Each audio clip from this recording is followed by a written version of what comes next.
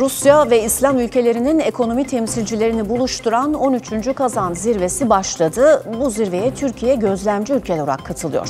Bu forum artık burada ikinci kez yapılıyor ve önemli bir forum. Aslında Tataristan Cumhurbaşkanı aynı zamanda Rusya'nın İslam Konseyi'nin de başkanı olduğu için biraz daha ön planda tutuluyor ama bu konferansı önemli kılan nokta ise geçtiğimiz hafta Rusya Devlet Başkanı Putin'in ülkenin ikinci dini olarak İslam dinini göstermiş olması olarak söyleyebiliriz. Rusya-Ukrayna arasında yaşanan krizler Tataristan'ı bir fırsat olarak Türkiye için ve dünya için, hatta Rusya için de bir fırsat olarak ortaya çıkardı.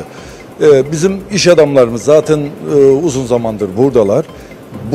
Bu zorluğu, yani yaşanan zorluğu fırsata çevirme noktasında da gerçekten başarılılar. Burada sizin de gördüğünüz gibi işte Kazan Summit adında 13.'sü düzenleniyor. Dünyanın işte 64 ülkeden burada temsilciler var. İşte ilk defa belki Helal Fuarı düzenlendi. Helal Fuarı'nda da Türkiye en büyük standı açan ülke oldu. Gerçekten bizim iş adamlarımız bu konuda başarılı, takdir etmek lazım. Bir de burada önemli bir nokta var, az önce bahsettiğiniz Rusya İslam dünyası. Rusya tabii bu coğrafyada, hani Putin'in o meşhur lafı var bildiğiniz gibi. Yani bu Rusya'nın nüfusuna baktığınız zaman çok önemli bir Müslüman, İslam topluluğu da var burada. Onlarla ilişki noktasında Rusya çok akıllı bir oyun planı geliştirdi. Rusya İslam dünyası adı altında büyük bir platform oluşturdu. Bu platforma Türkiye dahil 33 ülke üye vaziyet. Bir de burada Tatarların İslamiyet'e geçişlerinin 1100. yıl dönümü var. Onun kutlamalarını da inşallah burada yapacağız. Biz Rusya gerçeğine baktığımız zaman Rusya evet 17 milyon küsur kilometre karelik devasa bir ülke. 150 milyon nüfusu var. Bu coğrafyaya göre oldukça küçük bir nüfustur bu.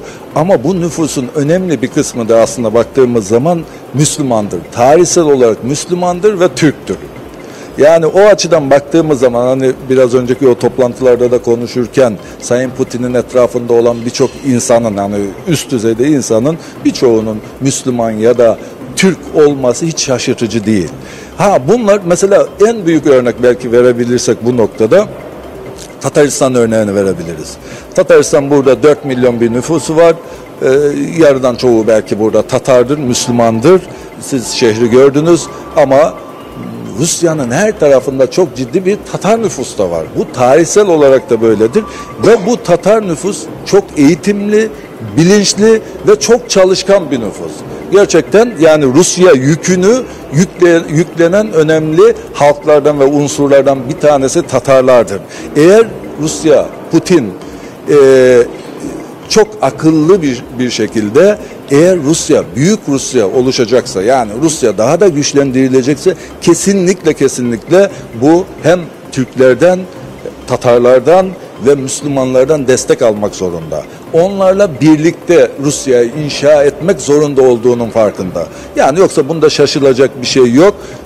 Putin var olan realite üzerinde bir politika inşa ediyor ve bunu deklar ediyor diyebiliriz. Rusya'nın yaşadığı bir zorluk aynı zamanda başkaları için bir fırsat ortaya çıkartabiliyor.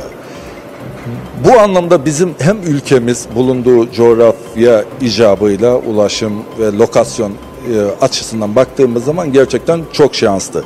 İkinci şans, coğrafya tek başına size bir şans tanımaz. Tabii bir ölçüde tanır.